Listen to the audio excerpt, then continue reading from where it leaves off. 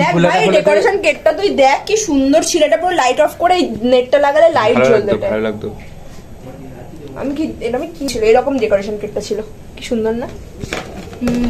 আমার বাড়িতে এখনো বার্থডে গার্ল নিজের বার্থডেতে